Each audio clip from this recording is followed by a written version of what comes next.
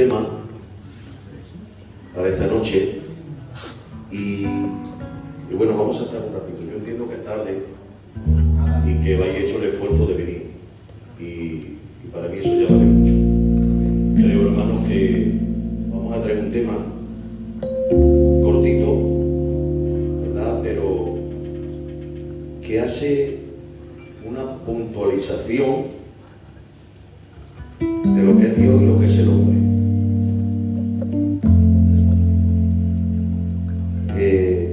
Vamos a leer la palabra para poder enfocar el tema y vamos a leer en el libro del Éxodo, capítulo 6, versículo 11, y vamos a leer en nombre del Padre, del Hijo y del Espíritu Santo. Dice: entra y habla a Faraón, rey de Egipto, que deje ir de su tierra a los hijos de Israel. Y respondió Moisés delante de Jehová: he aquí los hijos de Israel no me escuchan. ¿Cómo pues escuchará Faraón, siendo yo torpe de labios? Entonces Jehová habló a Moisés y a Aarón y le dio mandamiento para que los hijos de Israel y para Faraón, rey de Egipto, para que sacasen a los hijos de Israel de la tierra de Egipto. Es un relato, hermanos, que se ha predicado muchas veces, que Dios siempre tiene un enfoque, un tema, una directriz diferente para cada predicador, porque la palabra de Dios es inagotable. Tengo que deciros que los hombres tienen limitaciones, Dios no. Es importante entender, hermanos, en el trato de Dios tenemos que saber diferenciar lo que es lo sobrenatural y lo natural.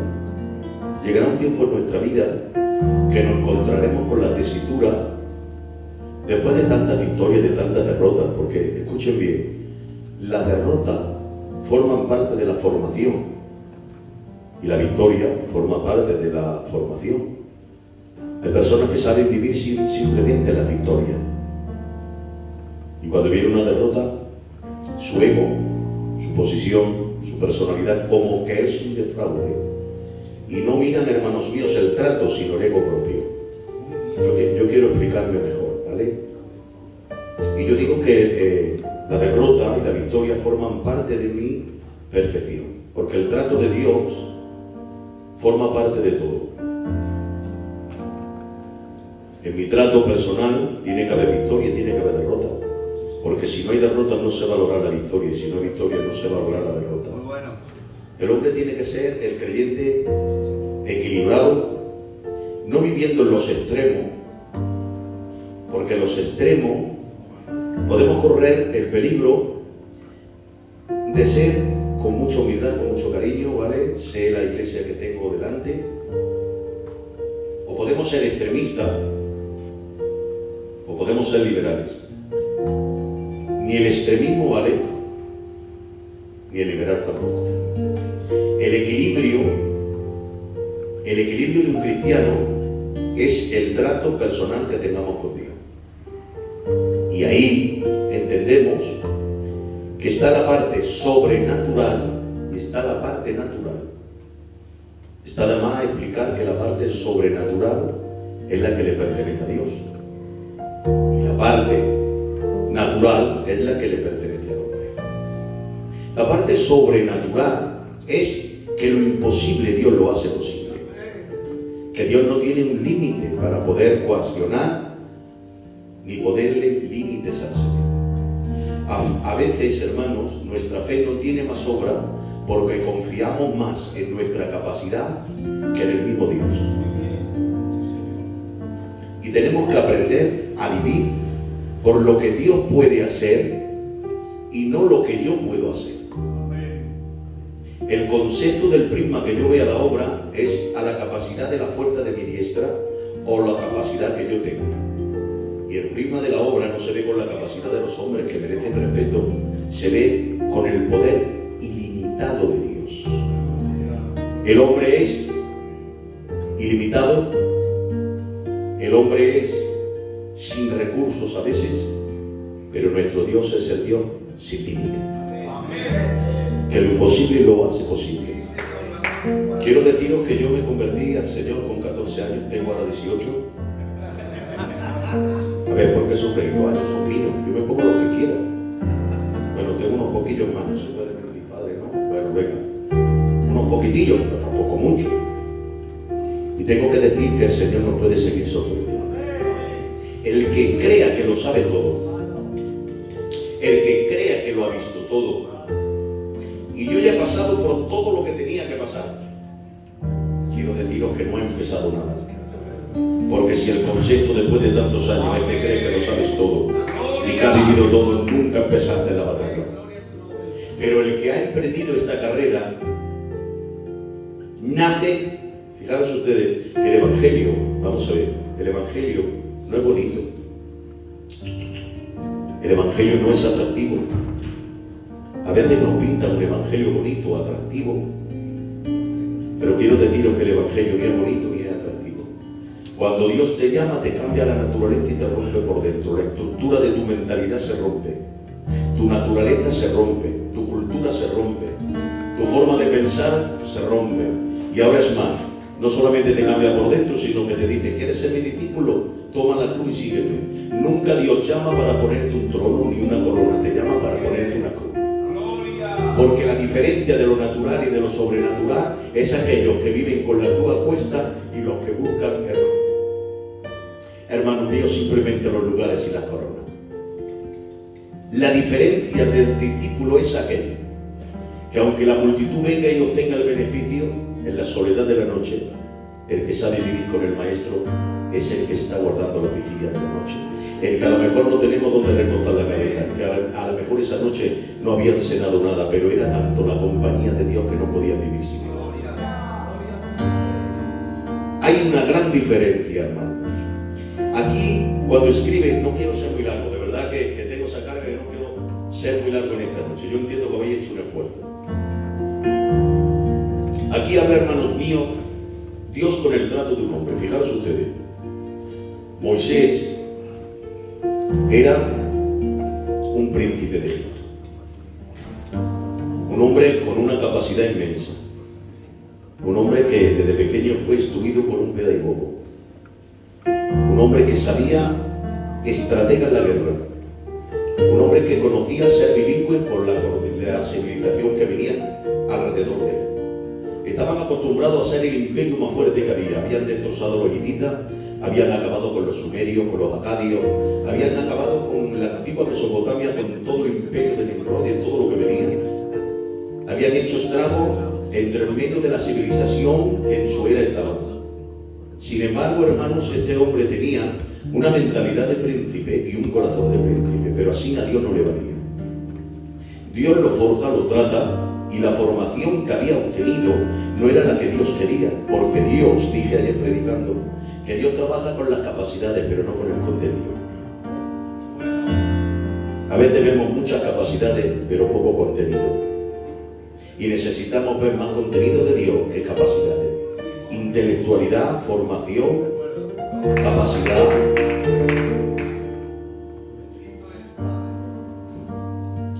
¿Saben ustedes que un toque de Dios transforma? Una sana administración sana la iglesia, una mala administración la destruye. Pero ¿cuál es la mala administración? Lo que depende de mi profesionalidad en un coro, en un cargo, en un lugar, en una posición. Pero los que dependen de Dios todavía están esperando cosas sobrenaturales, porque Dios es capaz de eso y demás. Dios le trata y le llama y le dice: hay un problema contigo, tienes mucha capacidad y me encanta. Es más, ha sido mi propósito que tú vayas allí, porque yo necesitaba a alguien diferente, porque la empresa que te voy a dar es tremenda.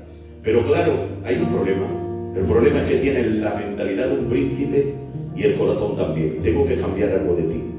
Tengo que cambiarte de un príncipe a un pastor. ¡Wow! Era difícil, ¿verdad? Era muy difícil. Pero el trato de Dios era necesario. Lo llevó al desierto 40 años, y a los 40 años, cuando ya le cambió el concepto, ¿sabía usted de la victoria de Nehemías cuál fue? Cuando ve la ruina de Jerusalén, que los sacerdotes no sacrificaban, que las doncellas no cantaban, que las arpas estaban colgadas en los sauces. Viene Ananí, escuchen bien, y cuando le da la noticia, inmediatamente, aunque él estaba en la casa del rey, aunque él comía la comida del rey, aunque él bebía el vino del rey, aunque él dormía en el techo del rey, pero seguía siendo esclavo. Porque el que le duele la obra no es insensible por el lugar. Si hoy no sabemos condolernos con la obra de Dios, no importa el lugar que tienes, perdonadme, yo no sé aquí por esta zona de Cantabria, pero hay mucha gente por allí por mi tierra, que hay gente que no le duelen las cosas porque más vale su posición y su lugar que el defecto o la necesidad de la obra. Tengo que decir que si tú no te condoles con tu hermano, aunque estés en un buen lugar, en una buena posición, todavía nos queda mucha trayectoria. Pero este hombre dice que se condolió. La victoria de él, ¿cuál fue? Que cuando estuvo orando desde el mes Nisan hasta el mes de Kelión, 4 meses, orando y ayunando. En el libro de Nehemías, capítulo 1, versículo 8, Dios le da la respuesta. Habéis llegado a esta situación porque habéis quebrantado el pacto de la palabra. Se va con el mensaje, y cuando llega con el mensaje, llega a Jerusalén. Mira, y cuando mira, guarda silencio, una semana de silencio. Tengo el proyecto. A priori, delante del pueblo, puedo exhibir que ninguno tenía el proyecto, pero yo sí lo tengo. Había gente que había intentado levantar los muros, haber levantado los altares y cayeron. Se tiraron meses y meses y meses y meses y no se construía. Estratégicamente era imposible levantar Jerusalén con 52 días. Quiero deciros que Nehemías, el proyecto que Dios le dio, en 52 días se levantaron los muros, la puerta y todo lo que estaba derribado. Porque el que tiene proyecto de Dios no le hace falta mucho para poder hacer la obra. Con lo poco hace mucho. ¿Sabe la grandeza de Nehemías cuál fue? Que se tiró una semana en silencio, pero en esa semana no perdió tiempo. ¿Sabe lo que hizo la semana? Se fue a la casa y vio aquel que había perdido al hijo, aquel que había perdido la hija, aquel que había perdido el marido, aquella casa destruida que ya no tenía futuro. Y cuando vio todo lo que tenía, ¿saben lo que hizo Nehemías? Después de estar una semana en silencio con el proyecto de Dios, escuchó y se relacionó tanto con el pueblo, escuchen bien, que tenía conocimiento de las necesidades. Hoy hay mucha gente que habla de las necesidades sin saber. ¿Saben lo que hizo Nehemías? En el capítulo 3 llamaba por familia. ¿Por qué llamaba por familia? Tú ponte a hacer el muro, tú ponte a hacer las puertas, tú ponte a levantar las murallas. ¿Pero qué era? ¿Por azar? ¿Que esta familia es más fuerte? ¿Esto tienen más? No, es que las conocía y sabía las fuerzas que tenían, la necesidad que tenían y la capacidad que tenían. Hoy hablamos mucho de lo que no sabemos y criticamos y censuramos lo que no sabemos. El trato de Dios se transforma y el proyecto de Dios se transforma cuando no hay un estado de espiritualidad. Porque hoy aquel que no sabe perder para que la obra de Dios gane, déjenme que le diga que todavía nos queda mucho. Y este Moisés, Dios le lleva al desierto y le cambia. Cuando le cambia, le dice una palabra. Mira, se le presenta en una zarza. El que se presentó y habló, si nosotros escuchamos toda la escritura, era el mismo verbo de Dios. Y le dijo, mira Moisés, ve y dile a Faraón que deje salir a los hijos de Israel de Egipto. A ver, Señor, mira, lo que tú me pides es muy difícil para mí. Ten en cuenta que yo soy un prófugo.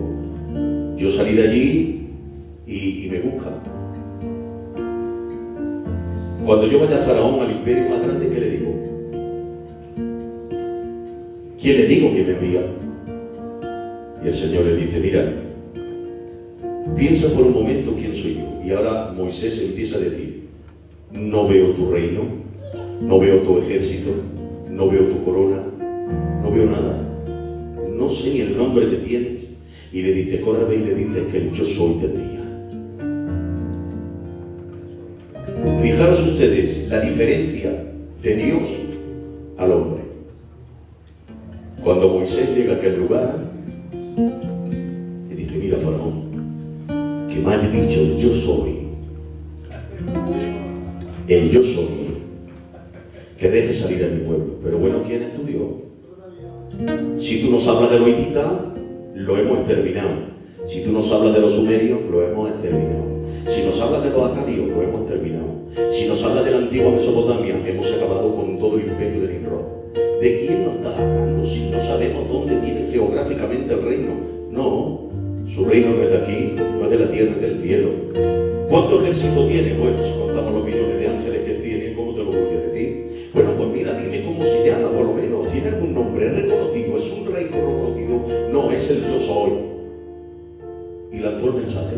Y le dice el Señor, ya está. Lanza el mensaje y apártate. Y ahora déjame a mí. Esa es la parte humana que Dios cuenta con el hombre. Ahora hace falta que intervenga la parte divina. Porque si no sabemos diferenciar de la parte humana a la parte divina, nunca dejamos obrar a Dios. Os voy a decir una cosa. Mira, una vez quise administrar yo un caso y el Señor me dijo, en tus manos se rompe, en las mías no. La diferencia del trato es entender hasta dónde se puede llegar y hasta dónde tenemos que dejar a Dios.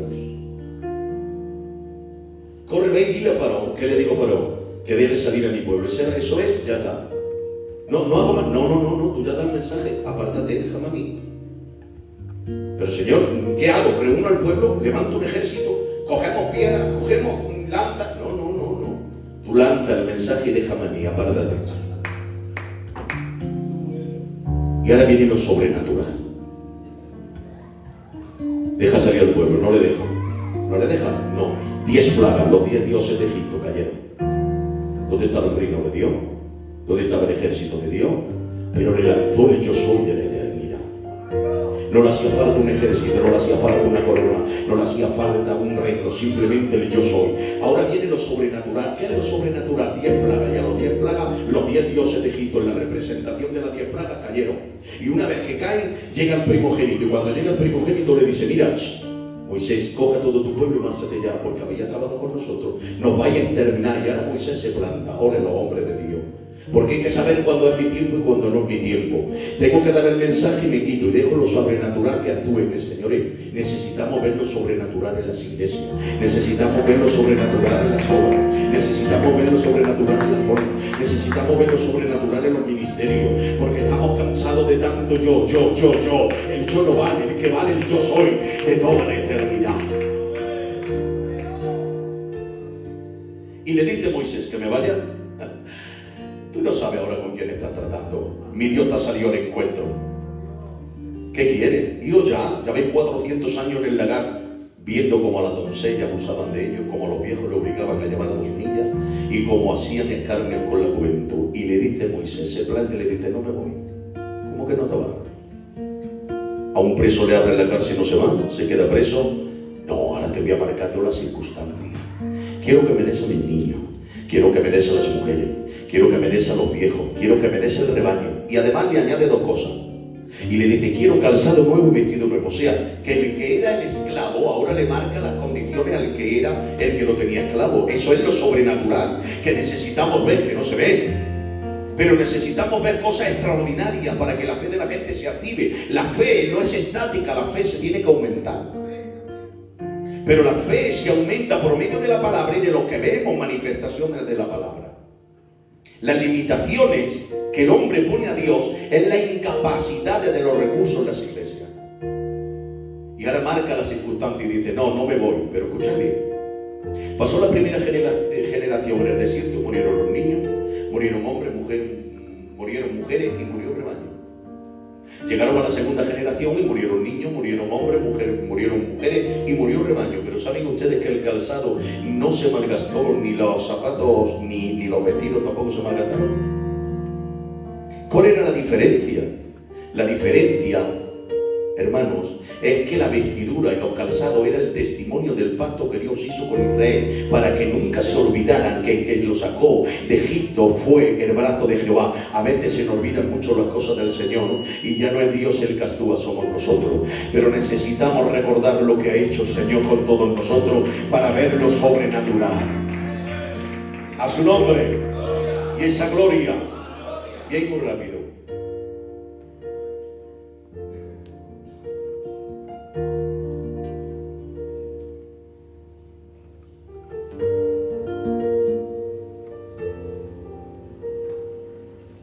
Dice que le dice a los apóstoles, pasemos al otro lado.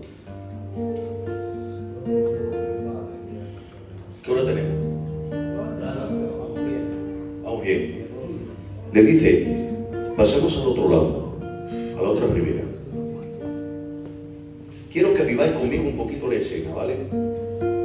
Cuando pasan al otro lado de la ribera, inmediatamente en un lago no es un mar.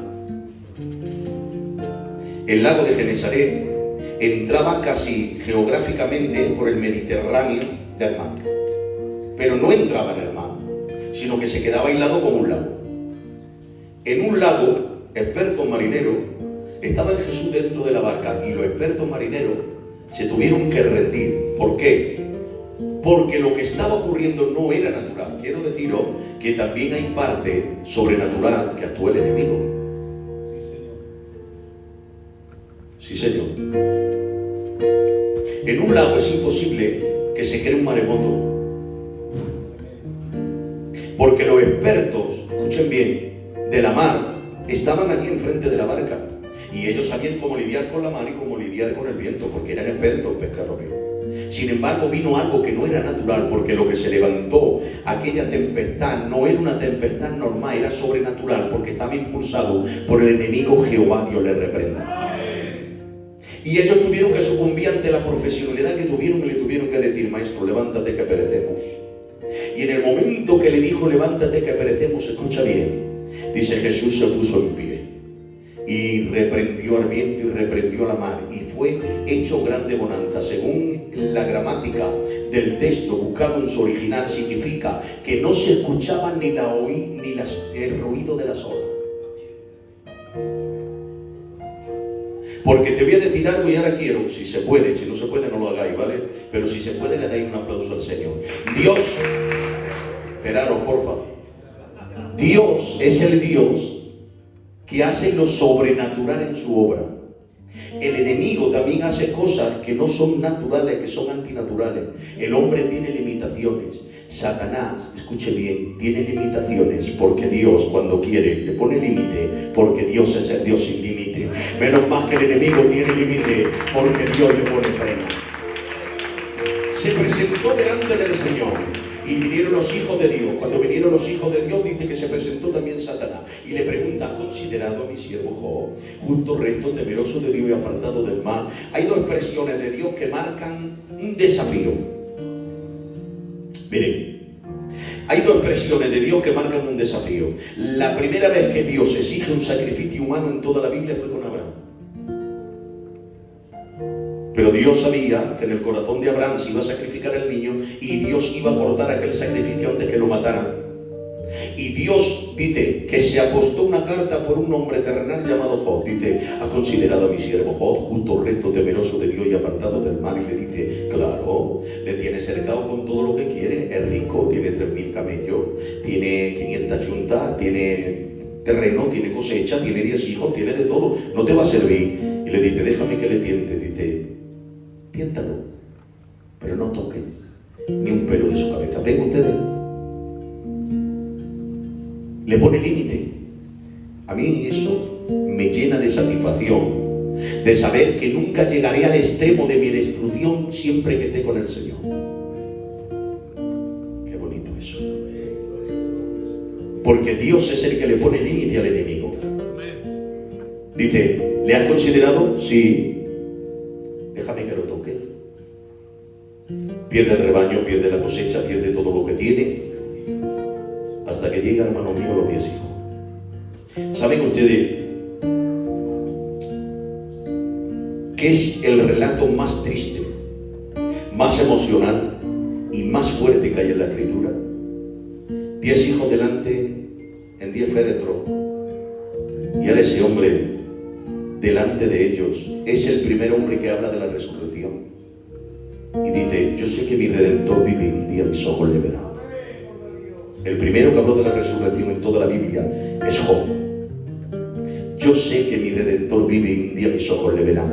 ¿Qué es lo que hizo Job, hermano? Se transportó en el tiempo, en el conocimiento que en aquella tiempo tenía, que no sabemos cómo tenía ese conocimiento y esa fidelidad de Dios, porque en el tiempo de los patriarcas, ubicado mayormente como si fuera el segundo libro en los tiempos del Génesis, no entendemos dónde llegaba ese trato. Era un trato personal, era un trato diferente, pero escuchen bien, fue el primer hombre que habló de la resurrección. Fue capaz de mirar los 10 féretros y no ver a los hijos muertos, sino que fue capaz, escucha bien, de ver a los hijos la resurrección y él con ellos. Eso es creer en lo sobrenatural. Porque si todavía no seguimos creyendo en lo sobrenatural de Dios, es limitar al Dios ilimitable. Y Dios no tiene límite. Dios puede resolver todos los problemas. Dios todavía, hermanos, no ha perdido ninguna batalla. A Él no se le ha muerto nadie en el quirófano de la cirugía espiritual. A Él nadie tiene que acusarle por malformarse ningún barro en sus manos. Él sigue haciendo la obra en nosotros y Dios todo lo que hace, lo hace bien. A veces tenemos que ver, hermanos, lo sobrenatural y recibirlo. ¿Saben ustedes cuál fue el primer mensaje de Cristo? Va a traer una revelación teológica. Estamos hablando del verbo de Dios. Va a traer una revelación teológica más que Juan. Sí. Cuando Él predique, va a traer una enseñanza que no es quien la aguante. ¿Sabe el primer mensaje de Cristo cuál fue? Un mensaje copiado. Arrepentiros porque el reino de los cielos se ha acercado. Ese mensaje lo predicó Juan. Escuchad ahora. Arrepentiros porque el reino de los cielos se ha acercado. Y en el momento, escuche bien, que predica, establece un reino. La diferencia del mensaje de Cristo al mensaje de los demás es que todos los profetas, cuando lanzaban el mensaje, transmitían juicio y estaban limitados al poder de la palabra porque dependían de los demás. Sin embargo, Cristo, hermanos míos, era el que marcaba las condiciones, porque cuando Él dijo arrepentiros, porque el reino de los cielos se ha acercado, significaba que solamente Cristo podía traer el reino de los cielos a la tierra. Pero quiero deciros, hermano, que el reino de los cielos que Dios ha establecido en la tierra tiene súbditos, que somos nosotros. Todo reino tiene un gobierno. Todo gobierno tiene unas leyes. A veces las normas pueden desplazar la ley. Ninguna norma es magna. La única que es magna es la palabra de Dios. Y esa se lo voy a dejar para que la penséis. En un reino tiene que haber gobierno y tiene que haber palabra. En un reino tiene que haber escuela, porque si en el reino no hay escuela, los súbditos no se saben ubicar. Y hoy hay muchos espíritus sospechosos que no saben de dónde son. Hay muchos espíritus sospechosos dentro de la iglesia, que, perdonadme la frase, si hay un casamiento, Él es el novio. Si hay un bautismo, Él es el niño. Si hay un casamiento, Él es el novio. Si hay un entierro, Él es el muerto. Sí, hombre. Hay espíritus sospechosos que nunca se ubican. Pero hoy no necesitamos espíritus sospechosos. Hoy necesitamos a hombres y a mujeres que sepan recibir el trato de Dios y que hagan una diferencia de lo sobrenatural a lo natural. A su nombre. Y esa gloria. No te quiero cansar mucho. No quiero en esta noche extenderme mucho. Yo soy consciente de que lleváis un rato bueno de oculto, ya es tarde, no quiero cansaros. Simplemente deciros algo que tú quiero que lo escuchéis bien.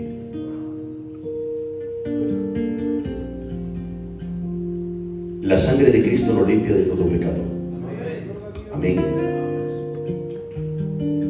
Hay un versículo en la Biblia que dice: hasta que lleguemos a la medida, a la plenitud del varón perfecto llamado Jesucristo, el Hijo de Dios. Dios desde el trono, por medio de la sangre, mirando al Hijo, no acepta en el trato. Pero Él tiene que creer, hermanos míos, que nos vamos perfeccionando para seguir provisionando. ¿Me explico? La sangre de Cristo nos constituye Hijo de Dios. Y Dios, cuando nos mira, no ve nuestra imperfección, en nuestra naturaleza caída, porque Dios en el trono no nos puede tratar así. Tiene que mirar al Hijo con el cuerpo glorificado y esperar la redención completa del cuerpo para recibirnos y aceptarnos. Pero claro, la Biblia dice hasta que lleguemos a la medida de la plenitud del varón perfecto llamado Jesucristo, el Hijo de Dios. Dios desde el trono tiene que entender que hay trato en nosotros de perfección para poder seguir tratándonos hasta que lleguemos a esa transformación completa. ¿Me explico bien? No me explico muy bien, no me voy entendido. ¿Me explico bien, sí o no? El trato de Dios, hermanos, es del día a día, el paso a paso. Dios tiene que mirar que nosotros cada día nos vamos perfeccionando para que entremos en el propósito de Dios, porque yo no tengo un cuerpo glorificado, porque yo todavía me arrastra una naturaleza caída, porque todavía, que yo sepa, aquí no hay ángeles y no tenéis las alas escondidas. La vuelvo a decir, aquí no hay ángeles, tenéis las alas escondidas. Vamos trato a trato, paso a paso, hasta que lleguemos a la plenitud del varón perfecto llamado Jesucristo, el Hijo de Dios. En la tierra nunca vamos a llegar a esa plenitud, pero Dios que está en el cielo nos mira con el cuerpo glorificado para poder seguir tratándolo, si no, no nos puede tratar. A su nombre. Y a esa gloria. Tenemos que diferenciar, hermanos, qué es lo sobrenatural de lo natural. Faraón lo entendió cuando vinieron las plagas. Voy a decir una fuerte. ¿Saben ustedes, hermanos, que hay mucha gente disciplinada del silencio por Dios? Porque donde Dios no llega, donde el hombre no llega, en sus limitaciones, Dios sí llega. Y cuando yo personalmente, con mi vida espiritual, hago algo, lo pagaré delante de Dios. Y Dios, a tu libre albedrío, te deja hasta donde llegue. Pero cuando nos metamos con la obra de Dios, esta obra tiene dueño. Y Él sale al encuentro. Hay mucha gente disciplinada por el mismo Dios y no lo sabemos. Y a veces queremos ser más buenos que Dios. Cuando Dios disciplina a alguien, déjalo. Porque el trato lo puede perfeccionar para que llegue a la medida, a la plenitud del varón perfecto, un día, la resurrección del Hijo de Dios. Porque ese es el trato de Dios. A su nombre. Y a esa gloria. Así que, hermanos, no os canso mucho. Simplemente deciros que es el tiempo de saber apartarse para que Dios actúe. No hace falta ser un ministerio para entender esto. ¿Te has preguntado si en el lugar que estás es donde Dios quiere que estés? Porque si tú estás en un lugar y no eres feliz, eso no es de Dios. En un lugar se sufre, pero eres feliz. Pero en un lugar sufriendo, tengo que pensar si estoy en el sitio que Dios quiere o no estoy en el sitio que Dios quiere.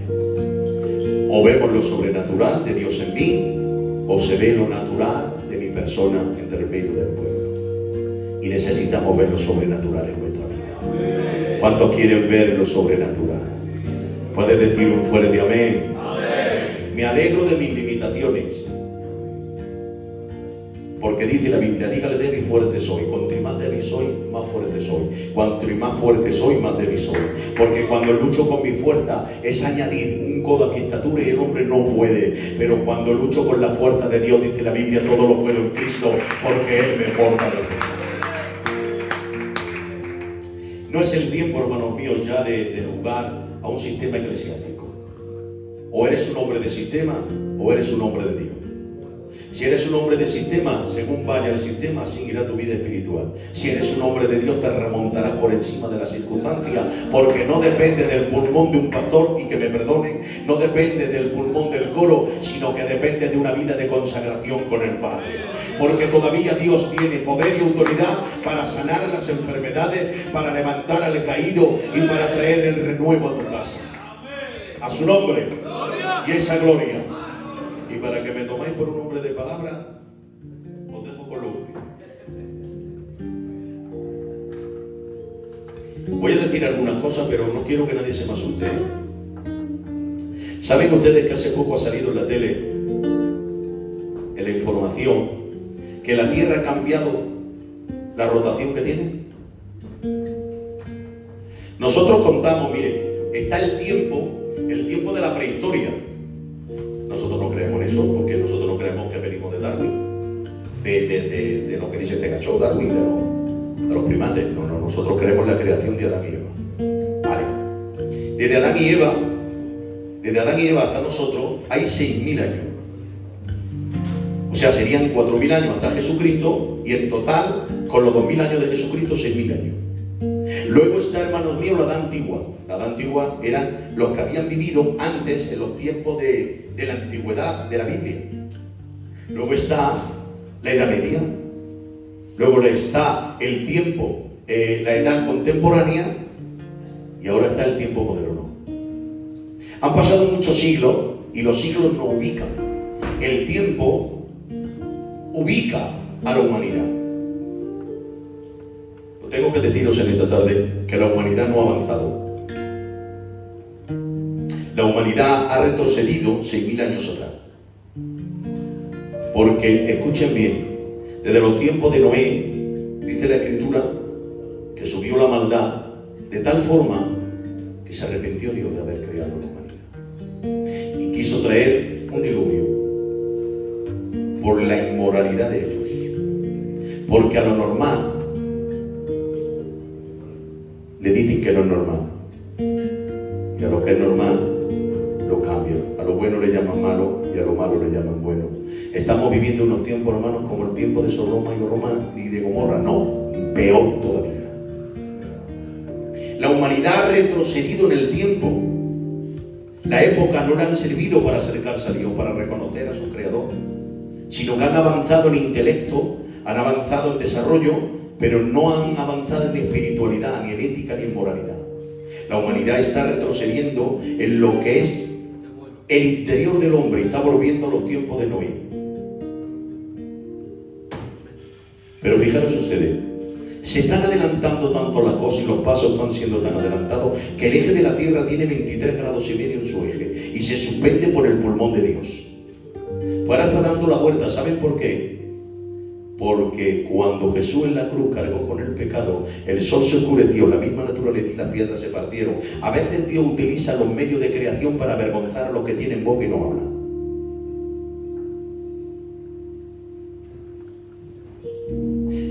Cuando Jesús cargó el pecado, el sol se oscureció y las rocas se partieron. Cuando Dios dejó de mirar al Cristo, la naturaleza se quejó, porque manifestó la ira de Dios viendo el pecado de la humanidad. Y en el tiempo de Sodoma y de Gomorra, hermanos, exterminó todo. El hombre ha vuelto para atrás. La tierra ha cambiado por el pecado que hoy en día está, la rotación, porque la misma naturaleza, como en el tiempo de Cristo que se reveló, ahora se está revelando ante el pecado del hombre. La misma naturaleza que Dios crea está testificando del Dios de la creación, aunque el hombre tenga boca y no habla. Porque el hombre va retrocediendo en el tiempo, la naturaleza siempre está en el mismo lugar. Vamos a ir un poco más. Los señores saben que este mundo se acaba. Es más, en los países latinoamericanos y en el norte de América están sacando películas del arrebatamiento, porque saben que va a venir un arrebatamiento, y lo están camuflando con el conocimiento anticipado en todos los canales de historia con los ovnis. Saben que viene un arrebatamiento, pero para achacar, a decir en qué han desaparecido, tienen que buscar donde millones de personas van a desaparecer de esta tierra. Os voy a recordar 1 de Tesalonicenses capítulo 4 versículo 13. No quiero que nadie esté triste ni que nadie ignore, porque el mismo Dios, con voz de mando, con voz de arcángel, con trompeta de Dios, los muertos en Cristo resucitarán primero, y los que hemos quedado seremos arrebatados y nos iremos con Él en el aire para una eternidad. Yo me voy. Ah, que no te quieres venir, no te quieres venir, no. Levanta tu mano, hombre, y di un fuerte amén. Están cambiando los conceptos de la gente para que no vean ni echen de menos cuando venga el arrebatamiento. Han sido 4 ovnis que se lo han llevado a todos. En Noruega saben que el mundo va a ser destruido con bombas nucleares, y saben lo que están haciendo los grandes gobiernos, porque detrás de los grandes gobiernos está la logia, detrás de la logia están los Illuminati, están los grupos de los hombres más fuertes que hay en el mundo, que son los que gobiernan, son los hombres que están detrás de los grandes imperios, que lo impulsan a hacer lo que ellos quieren. Y han cogido un arca. Fíjense ustedes, esto está ahora en nuestra era. En nuestra era se está viviendo esto. hay un arca. Y el arca le han puesto los señores el arca de Noé. Válgame Dios, qué casualidad. Y en esa casualidad se la han llevado a Noruega. ¿Saben por qué? Porque Noruega es el país que más frío tiene. Y están llevando todas las semillas del mundo para tener una población nueva cuando esto sea destruido. Porque saben que a este mundo le queda poco. Y están llevando un arca para poder poblar de nuevo la humanidad. ¿Qué creen ellos? ¿Saben ustedes que en Arabia hay una ciudad de 9.000 metros? Que todo el que quiere entrar libremente está preparando una formación de convivencia dentro de un orden mundial y le ponen uniforme a todos ellos. Nadie puede tener oficio. Allí no hay carpintero, allí no hay ganadero, allí no hay electricista, allí no vemos del mercadillo, allí no hay nada, no hay oficio. Simplemente viven para un régimen, tienen el mismo uniforme, se levantan a la misma hora. Ya está ocurriendo esto en esa ciudad de Arabia, en 9.000 metros. Nadie puede salir de los 9.000 metros. No tienen propiedades, no tienen nada, están bajo un régimen. Se levantan por la mañana y trabajan para el régimen, por la tarde y por la noche. Tienen la misma vestimenta, no tienen propiedades, no tienen nada. Ya se está preparando, hermanos míos, un orden mundial para preparar a la humanidad, el concepto mental, para cuando venga el anticristo a esta tierra. Eso está pasando. Todo esto está pasando ya. En Noruega están poniendo el arca de la semilla, en Arabia están haciendo una ciudad, un prototipo del orden mundial, el eje de la tierra está cambiando la rotación, señores. ¿Qué tenemos que ver nosotros más? Perder el tiempo, jugar a ver quién conquista más cargos, más tronos, más aplausos, más reconocimiento. O dejamos de rendirnos ya de una vez delante del Señor, reconocer nuestras limitaciones y decir: señores, necesitamos lo sobrenatural en nuestras casas, en nuestros ministerios, en nuestras iglesias y en nuestras zonas. Un aplauso fuerte, gracias por aguantarme y que Dios os bendiga.